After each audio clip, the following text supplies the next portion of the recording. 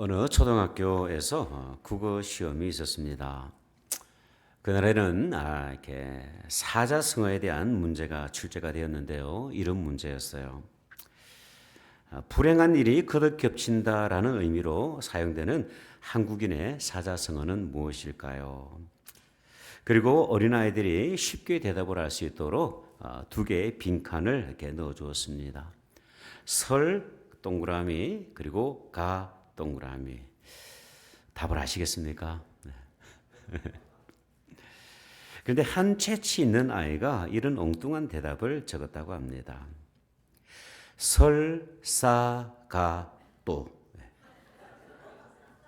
설사가또. 뒤늦게 이렇게 일을 하시는 분들이 계시는군요. 근데 여러분 곰곰이 생각을 해보면 꼭 뭐 그렇게 틀린 답은 아닌 것 같아요. 그죠? 네. 나쁘지 않습니다. 여러분 우리가 인생을 살아가다 보면 설상가상의 위기를 만날 때가 있습니다.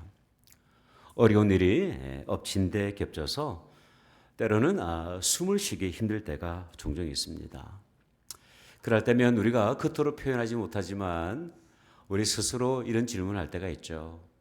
하나님 과연 살아계십니까? 하나님 정말 내 삶을 중보하고 계십니까? 그렇게 탄식을 할 때가 있습니다.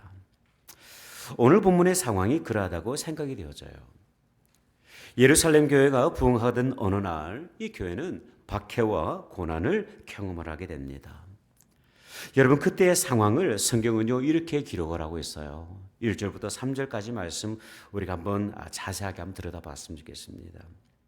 그날에 교회가 부흥하고 있던 그날에 예루살렘에 있는 교회에 큰 박해가 있어서 사도 외에는 다 유대와 사마리아 모든 땅으로 흩어지니라. 경건한 사람들이 스데반을 장사하고 위하여 크게 울었더라. 사울이 교회를 잔멸할새 각 집에 들어가 남녀를 끌어가다가 옥에 넘겼다 기록을 합니다. 여러분 교회가 한참 부흥하고 성장하던 어느 날 그 교회 가운데 큰 박해가 찾아온 거예요. 성경 원어를 보면 이 큰 박해라는 이렇게 표현을 할 때 어떤 단어를 사용했냐면 메가스라는 단어를 사용하라고 했습니다. 이 메가스라는 단어가 어떤 단어냐면 거대하다, 엄청나다라는 그런 뜻을 가지고 있어요. 표현 그대로 이 예루살렘 교회 가운데 거대한 박해, 엄청난 박해가 시작이 된 것입니다. 교회를 참으로 신실하게 섬겼던 안수 집사님, 빌립 집사님이 유대인들의 돌에 맞아서 순교당했습니다. 어느 날 갑자기 자연스럽게 목숨을 잃은 것이 아니라 유대인들이 던진 그 돌멩이에 맞아서 순교하는 비극적인 상황을 맞이한 것이죠. 사울이라는 인물은 그리스도인들의 집을 일일이 방문해서 남녀를 가리지를 않고 잡아다가 옥에 가두기 시작을 합니다. 설상가상으로 예루살렘 교회는 모든 성도들이 뿔뿔이 흩어지게 되는 상황을 맞이하고 있는 것이죠. 감히 상상조차 하기 어려운 그런 일들을 이 예루살렘 교회가 당면하게 된 것입니다. 그런데 여러분 참으로 역설적입니다. 이어지는 사도행전 9장, 10장, 11장에 쭉 기록을 이렇게 읽어 내려가다 보면 박해 이후에 복음은 오히려 더 영향력 있게 퍼지게 됩니다. 성도들은요 오히려 더 담대해지게 돼요. 복음으로 무장하게 됩니다. 하나님께서 일하시는 그 성령의 역사 가운데 순종하는 것을 볼 수가 있어요. 박해로 인해서 흩어졌던 성도들이 복음을 전하기 막 시작을 합니다. 이전에는 전혀 생각지도 못했던 땅, 주저했던 땅, 전혀 관심이 없었던 땅으로 나가서 복음을 전하기 시작을 하죠. 또한 흩어진 성도들은 안디옥 교회를 시작하게 되는데요. 그 안디옥 교회를 시작으로 복음은 전 세계로, 유럽으로, 아프리카로 흩어지게 됩니다. 참으로 역설적이에요. 많은 사람들은 그 교회를 바라보면서 절망이라고 끝이라고 생각을 했는데 그런데 오히려 교회의 흩어짐은요 축복이 되고 있었던 것이죠. 때를 따라 우리 인생에도 설상가상의 위기를 만날 때가 있습니다. 그럴 때면 내 인생에도 과연 소망이 있는가? 과연 나는 무엇을 기대하면서 살아야 될 것인가? 절망적인 마음이 찾아들 때가 있어요. 근데 여러분, 하나님께서는 이러한 상황 가운데서도 우리의 삶 가운데 특별한 은혜와 계획을 허락하십니다. 그렇다면 과연 이 고난의 시간을 보내고 있던 예루살렘 교회를 향하여서 하나님께서는 어떠한 계획과 은혜를 예비하고 계셨을까요? 첫 번째, 하나님께서는요, 이 고난을 통하여서 사명을 회복시켜 주셨습니다. 여러분, 본문 4절을 한번 보십시오. 4절은요, 이렇게 기록이 됩니다. 그 흩어진 사람들이 두루 다니며 복음의 말씀을 전할세. 여기서 흩어진 사람들은 예루살렘 교회 성도들을 의미를 하고 있어요. 사도들을 제외한 모든 사람들이 교회를 떠나서 뿔뿔이 흩어지게 된 것이죠. 그런데 여러분, 그렇게 흩어진 사람들의 모습을 성경은요 이렇게 기록을 합니다. 두루 다니며 복음의 말씀을 전하게 되었다. 여기서 두루 다니며라는 표현으로 번역된 성경 원어를 보니까 디에르코마이라는 단어를 사용을 하고 있습니다. 이 단어의 뜻은 뭐냐면 wherever they went. 이 사람들이 가는 곳곳마다라는 그런 뜻을 가지고 있는 것이죠. 여러분, 이전까지만 하더라도 예루살렘 교회 성도들은 어디에 머물러 있었을까요? 예루살렘 안에만 머물러 있었어요. 부흥의 현장에만 머물러 있었습니다. 그 예루살렘을 벗어날 아무런 계획이 없는 거예요. 예수님께서 분부하신 지상 명령이 있었습니다. 오직 성령이 너희에게 임하시면 너희가 권능을 받게 될 것이고 예루살렘과 온 유대와 사마리아와 땅 끝까지 이르러서 내 증인이 될 것이다. 그렇게 말씀을 하셨어요. 그런데 그 말씀을 들었음에도 불구하고 교회는 머물러 있는 거예요. 흩어질 생각을 하지 않습니다. 부흥의 그 기쁨에 도취되어 채 여전히 그 교회 속에서 머물러 있었던 것이죠. 하나님께서는요, 흩어지지 않는 이 교회를 향해서 아주 특별한 선물을 허락하셨는데 그것이 바로 박해의 모습이었습니다. 그 박해를 통해서 하나님께서는요, 성도들을 흩으셨어요. 그리고 흩어진 그 성도들이 사마리아와 유대와 땅끝까지 나가서 복음을 전하기 시작한 것입니다. 여러분, 예루살렘 교회의 흩어짐 이면에는 이러한 하나님의 주권적인 계획과 하나님의 의도가 숨겨져 있었다는 사실이에요. 여러분, 어찌 보면 이것이 바로 출애굽 여정에 있었던 이스라엘의 역사일 것입니다. 애굽에서 가나안 땅까지 지름길로 가면 딱 2주 만에 도착할 수 있는 거리 아닙니까? 그런데 하나님께서는요, 그 지름길로 가지 않게 하셨어요. 이스라엘을 의도적으로 광야로 인도하십니다. 불편한 길로 인도해 주셨어요. 그리고 그 광야에서 훈련되어지고 낮아져서 하나님의 사람으로 훈련시키기를 원하셨던 것입니다. 그러므로 이 흩어짐에는 하나님의 특별한 계획과 섭리가 있었음을 우리는 확인하게 되는 것이죠. 언젠가 제가 아이들과 함께 이렇게 한국 그 TV 프로그램인 동물농장이라는 이렇게 프로그램을 보고 올 때가 있었습니다. 그날은 어머니 새가 둥지에 머물고 있는 새끼 새 2마리를 어떻게 키우는가 그 관찰 카메라로 쭉 보여주고 있었는데요.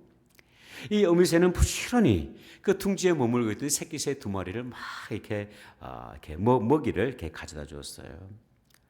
그렇게 며칠이 지나더니 새끼 한 마리가 둥지를 떠나려고 막 시도를 합니다. 감사하게도 어설픈 날갯짓이었지만 비상에 성공을 했어요. 그런데 문제는 뭐냐면 남아있는 한 마리였어요. 이 녀석은 둥지를 떠날 아무 생각이 없는 거예요. 어미새가 며칠 동안 그 둥지 앞에서 날갯짓은 이렇게 하는 거야. 이렇게 하면 날 수 있어. 그렇게 이렇게 모델을 시범을 막 보여주고 있는데 남겨진 새끼 한 마리는 여기가 좋사오니 하면서 그냥 축축 앉아 있는 거예요. 네. 이때 어미새가 둥지로 들어오더라고요. 그리고 어떻게 했을까요? 이 새끼를 둥지 밖으로 인정사정 없이 밀어버려요. 새끼는 힘없이 막 떨어지고 있었습니다. 그런데 어느 순간 이 녀석이 날개를 펴더니 창공을 향해서 비상을 시작을 했어요. 여러분, 하나님께서는 우리를 훈련시키십니다. 고난을 통해서도 흩어짐을 통해서라도 우리를 훈련시키시고 하나님의 사람으로 하나님께서 부여하신 그 사명을 감당할 수 있도록 그렇게 훈련시켜 주시는 것이죠. 신명기 32장 11절은 이렇게 말씀을 합니다. 마치 독수리가 자기의 보금자리를 어지럽게 하며 자기의 새끼 위에 너풀거리며 그의 날개를 펴서 새끼를 받으며 그의 날개 위에 그것을 엎는 것 같이 여호와께서 홀로 그를 인도하셨고 그와 함께한 다른 신이 없었도다. 여러분, 행여라도 그 누군가가 고난 가운데 계시다고 한다면 지금 이 시간은 우리가 믿음의 눈을 활짝 열어야 될 시간입니다. 오늘 찬양을 인도하시는 분도 그렇고 대표기도를 인도하시는 분도 그렇고 이 영적인 눈에 대해서 말씀하신 것을 바라보면서 하나님께서 지금 이 순간 우리 가운데 무엇을 기대하고 계시는가를 다시 한번 확인할 수가 있었어요. 여러분, 고난 가운데 계시다고 한다면 고난을 그냥 버티는 것으로 보내는 것이 아니라 믿음의 눈을 활짝 열어서 하나님의 계획이 무엇인지, 내가 잊어버리고 있던 하나님의 그 사명이 무엇인지 진지하게 묵상할 수 있는 오늘 이 아침이 되었으면 참 좋겠습니다. 두 번째, 하나님께서는요, 이 고난을 통하여서 성령의 음성을 듣게 해 주셨습니다. 여러분, 오늘 본문을 보면요, 성령의 음성에 민감했던 인물이 소개가 되고 있어요. 스데반과 더불어서 교회를 섬기던 안수 집사님 빌립이라는 인물이죠. 오늘 본문 5절을 보니까 이렇게 기록이 됩니다. 빌립이 사마리아 성에 내려가 그리스도를 백성에게 전하였다. 빌립 집사님이 도착한 곳이 어디였을까요? 사마리아라는 곳이었습니다. 그렇다면 과연 이 사마리아 성은 어떤 곳이었을까? 여러분, 이것은요, 우상 숭배로 가득했던 곳이었습니다. 그래서 유대인들이 이것을 무척이나 대놓고 멸시했던 곳이기도 하죠. 더더욱이 유대인들이 이 사마리아를 회피했던 이유는 무엇이었냐면 이방인들이 그곳에 들어와 살게 되면서 혼혈족들이 많이 생겨났기 때문에 그래요. 혈통적으로 우월하다고 믿었던 유대인들이었는데 그 땅을 가만히 바라보니까 너무나도 한심하게 느껴지는 것이죠. 그래서 자연스럽게 그곳의 사람들을 외면하고 있었습니다. 가고 싶어 하지를 않는 거예요. 근데 여러분, 교회가 문을 닫고 이 그리스도인들이 흩어졌을 때 빌립 집사님이 가장 먼저 도착했던 곳은 다름 아닌 사마리아 성이었습니다. 왜 그럴 수 있었냐면 이 빌립 집사님이 성령의 음성을 민감하게 듣고 있었기 때문에 그래요. 여러분, 본문 이유를 보면요, 이 사마리아에 큰 부흥이 있었습니다. 그 부흥의 자리를 떠나기가 쉽지를 않아요. 네. 한번 상상을 해보십시오. 우리 교회가 막 부흥을 하고 있는데 제가 교회를 떠나는 것이 쉽겠습니까? 어렵겠습니까? 어렵죠. 여러분, 이 빌립 집사님이 성령의 음성을 듣고 그 사마리아를 떠나서 어디론가 갑니다. 26절의 말씀을 한번 보십시오. 주의 사자가 빌립에게 말하여 이르되 일어나서 남쪽으로 향하여 예루살렘에서 가사로 내려가는 길까지 가라 하니 그 길은 광야라.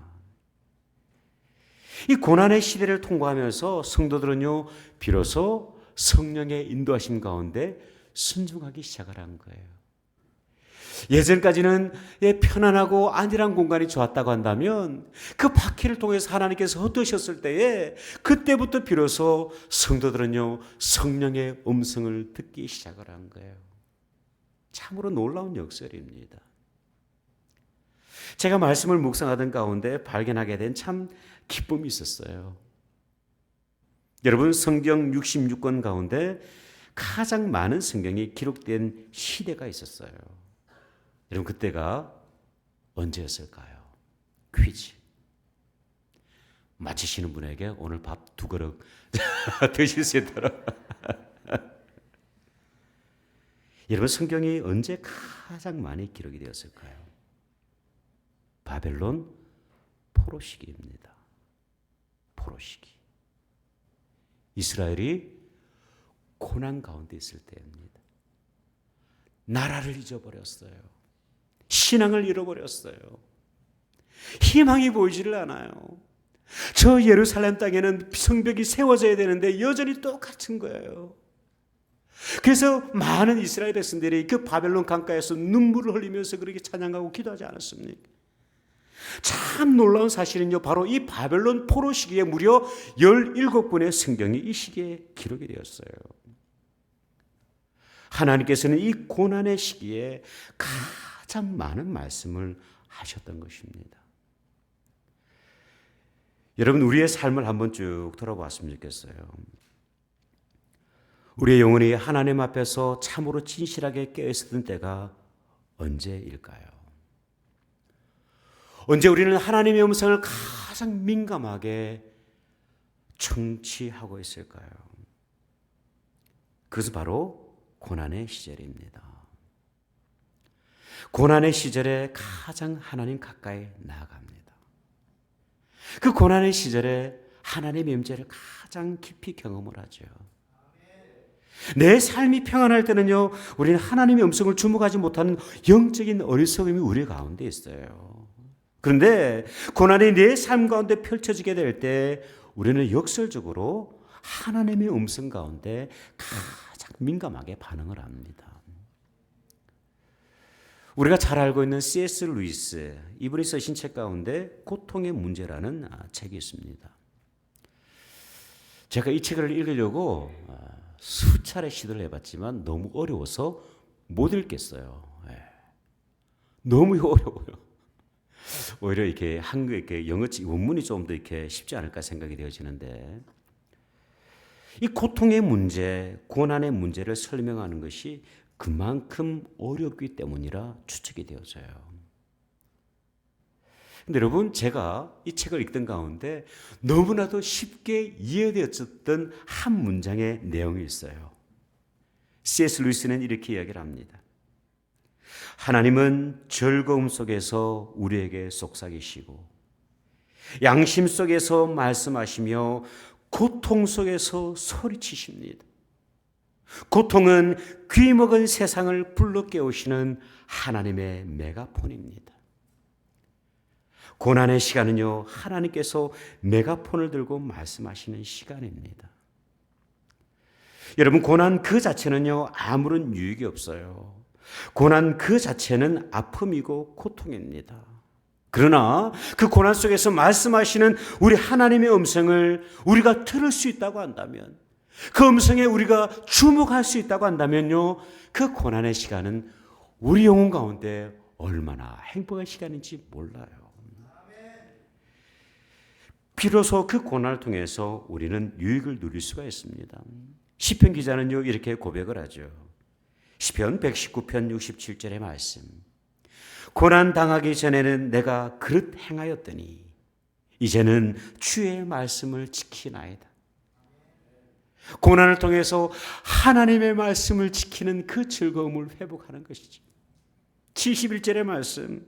고난당한 것이 내게 유익이라 이로 말미암아 내가 주의 율례들을 비로소 배우게 되었습니다. 여러분, 고난 가운데 귀를 활짝 여시기를 바랍니다. 고난 속에서 선포하시는 그 성령의 음성을 우리 모두가 들을 수 있으면 참 좋겠습니다. 여러분, 이 은혜를 누리기 위해서는요, 꼭 반드시 선행되어져야 될 것이 있는데, 그것은 바로 기도하는 것입니다. 기도하지 않으면요, 고난은 고통 그 자체예요. 그런데 우리가 그 고난 가운데서 하나님의 임재 앞에서 참으로 기도하며 나가게 될 때, 하나님께서는요, 성령의 음성을 통해서 우리의 잠자고 있는 영혼들을 깨워주십니다. 위로해 주시는 거예요. 그래서 고난은 비로소 내 삶 가운데 유익이 되었다고 그렇게 믿음의 선배들은 고백을 하고 있는 것이죠. 마지막으로 하나님께서는요, 고난을 통해서 기쁨을 회복하게 하셨습니다. 오늘 본문의 마지막 8절을 보니까 이렇게 기록이 됩니다. 그 성에 큰 기쁨이 있더라. 여기서 사용된 성경 원어를 보니까 키노마이라는 단어를 사용하라고 했습니다. 키노마이. 이 단어에 어떤 뜻이 있는데요. 이 기쁨을 설명하면서 어떤 뜻을 어떻게 설명을 하고 있냐면 지속적인 기쁨, 역동적인 그런 기쁨을 뜻하는 그 단어가 바로 이 키노마이라는 단어입니다. 여러분, 사마리아 성에 무슨 큰 기쁨이 있을 수 있겠습니까? 버려진 땅이잖아요. 모두가 외면하는 땅입니다. 모두가 멸시하는 땅이에요. 그곳에 무슨 큰 기쁨이 있겠습니까? 근데 여러분, 참 역설적으로 성경은요, 이 사마리아에 큰 기쁨, 많은 기쁨이 있다, 그렇게 기록을 합니다. 여러분, 하나님께서 허락하신 그 고난의 결말은요, 슬픔이 아니에요. 고통이 아니에요. 하나님께서 허락하신 그 고난의 결말은 바로 성도의 기쁨입니다. 그 고난을 통해서, 흩어짐을 통해서 궁극적으로 우리에게 기쁨과 평안과 감사와 축복을 선물하는 것이죠. 그 기쁨은 한 영혼이 구원받아 하나님의 백성이 되는 그 기쁨 가운데서 극에 달하게 됩니다. 예수 그리스도를 구주로 영접한 그 땅에 비로소 기쁨이 넘쳐나는 거예요. 정말 광야와도 같은 땅입니다. 그것은요, 유대인들이 갈릴리에서 예루살렘으로 내려올 때 가장 가깝게 내려올 수 있는 길이 사마리아예요. 근데 그 사마리아가 싫어서 많은 유대인들이 어떻게 했냐면 요단강을 우회를 해가지고 돌아서 예루살렘으로 가곤 했습니다. 사람들이 그토록 싫어하는 그 사마리아 땅이었어요. 그 땅에 살고 있던 사람들의 마음이 얼마나 절망적이었겠습니까? 그런데 여러분, 그 땅에 기쁨이 시작이 된 거예요. 그 죽음의 땅에 고난을 통해서 비로소 생명의 땅으로 변화되어지는 놀라운 역사가 하나님의 주권적인 역사 가운데 시작이 된 것입니다. 이제 제가 얼마 있지 않으면 제 나이가 4자에서 5자로 바뀝니다. 반백년을 산 것이죠. 돌아보면 참 많은 기쁨이 있었습니다. 시골 교회에서 지금의 아내를 만나는 참 기쁨이 있었습니다. 너무 감사해요. 어려운 가운데 유학을 떠날 수 있었던 것 참으로 감사합니다. 결혼의 기쁨도 있었어요. 1년 8개월 동안 그 태평양을 사이에 두고 참 떨어져 있을 때 마음이 참으로 힘들었습니다만은, 그런데 정말 하나님의 놀라운 역사예요. 하나님의 놀라운 은혜 가운데 결혼하는 기쁨도 있었습니다. 사역을 할 수 있는 기쁨도 있었고요. 첫 딸 사랑이를 품는 그 참 감격적인 기쁨도 있었습니다. 전혀 예상치 못했던 막내 아들 요한이를 품는 기쁨도 있었어요. 근데 여러분, 돌아보니까 제 인생의 최고의 기쁨은 청소년 시절 예수님을 인격적으로 만나는 기쁨이었습니다. 이 은혜는 평생을 두고 갑니다. 제가 집을 사보니까 좋아요. 좋더라고요. 근데 딱 일주일 지나니까 시큰둥해요. 그때 깨달았죠. 기쁨은 이것이 아니구나. 세상의 기쁨은 한계가 있구나 깨달았습니다. 제 인생 가운데 가장 큰 기쁨은 예수님을 만나는 기쁨이었어요. 인생의 허무함 가운데 빠져있던 제가, 살아있는 것보다 죽는 것이 더 낫겠다 싶어서 스스로 자해하던 제가 그 절망 가운데 끝자락에서 주님을 만났습니다. 예수님이 내 삶의 주인이시라는 것을 깨닫게 해주셨어요. 십자가를 통해서 흘리신 그 보혈의 은혜가 나를 향하신 사랑이라는 것을 알게 되었습니다. 환경은 특별히 변할 것 없지만 그 모든 환경 가운데서 여전히 살아계신 하나님께서 내 삶을 붙들고 계시다는 것을 깨닫게 되었습니다. 그 은혜가 얼마나 귀했는지요. 한 달 내도록 울었어요. 제가 우리 집사람을 만나고 나서는 뭐 한 달 동안 울 일이 뭐가 있습니까? 한 달 동안 눈물이 끊이지를 않아요. 너무나도 기쁜 거예요. 학교를 갈 때도 학교를 바로 못 가겠어요. 그 교회 마룻바닥에 앉아서 기도하고 감사하고 하나님, 내 삶의 주인 되신 하나님을 찬송합니다. 그러면요 그냥 눈물이 철 흘러요. 네. 학교 가죠. 그 학교에서 돌아올 때 참 배가 고픈데도 바로 집으로 가지 않고 교회를 갔어요. 아무도 없어요. 그 시골 교회. 마루바닥에 앉아서 무릎을 딱 꿇으면 하나님께서 위로해 주시는 거예요. 내가 네 인생의 주인이야. 걱정하지 마. 네가 비록 가난하고 어려운 환경 가운데 살아가지만 내가 너의 하나님이야. 그렇게 속삭여 주셨습니다. 환경은 참으로 어렵지만 그러나 예수님께서 내 삶을 단단하게 붙들어 주셨어요.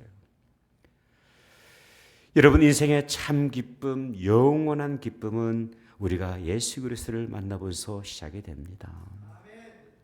세상에 누릴 것도 많고 즐길 것도 많이 있지만 오직 주님만이 우리의 영원한 기쁨이 되시는 거예요. 지난주에 김아브람 선교사님께서 잠시 그 강영호 박사님에 대해서 소개하셨던 적이 있습니다. 이분은 우리나라 최초의 시각장애인 박사입니다. 참 놀랍죠? 세계 장애인 복지를 위해서 지극히 지리하게 헌신하셨던 분입니다. 그리고 미 연방정부 최고 공직자로 은퇴를 하신 분이에요. 그리고 무엇보다도 이분이 복음 전도자로 살기를 정말 소원하셨던 분인데 청소년 시절에 이분이 경기를 하다가 중학교 3학년 때 축구를 쭉 하다가 갑자기 눈에 공을 강하게 맞았어요. 그러면서 실명을 하시게 됐는데 이분이 자신의 지나온 그 고난에 대해서 이렇게 간증을 하는 내용이 있습니다.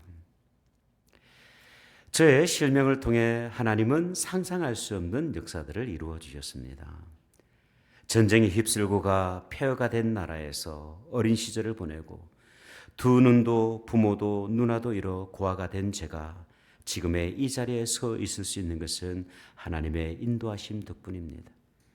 실명으로 인하여 당시 중학생이라고 한다면 꿈도 못 꾸었을 예쁜 누나의 팔짱을 끼고 그럴 수 있었고 실명으로 인하여 열심히 공부해서 하나님의 도구로 살아보겠다는 생각도 하게 되었습니다. 실명으로 인하여 오히려 책도 쓸 수 있었고 세상 방방곡곡을 다니며 수많은 아름다운 인연들도 만들었습니다. 하나님께서 만들어주신 아름다운 인연들로부터 받은 것이 너무 많아 봉사를 결심할 수 있었고 이를 통해 많은 사람들에게 감동을 전하는 강연들도 하게 되었습니다. 두 눈을 잃고 저는 한평생을 살면서 너무나 많은 것을 얻었습니다. 그러고 보면 성도교라 가신 하나님의 그 고난은 축복이 임하는 통로입니다. 고난의 배후에 심어 놓으신 하나님의 은혜를 밀배 눈으로 바라볼 수 있으면 참 좋겠어요. 고난을 통해서 사명을 회복시키시는 하나님, 고난을 통해서 성령께서 말씀하시는 그 놀라운 은혜, 고난을 통해서 기쁨을 회복해 하시는 그 하나님의 놀라운 은혜를 우리 모든 삶을 통해서 경험되어지는 오늘 이 아침 되시기를 주님의 이름으로 축복합니다. 기도하겠습니다.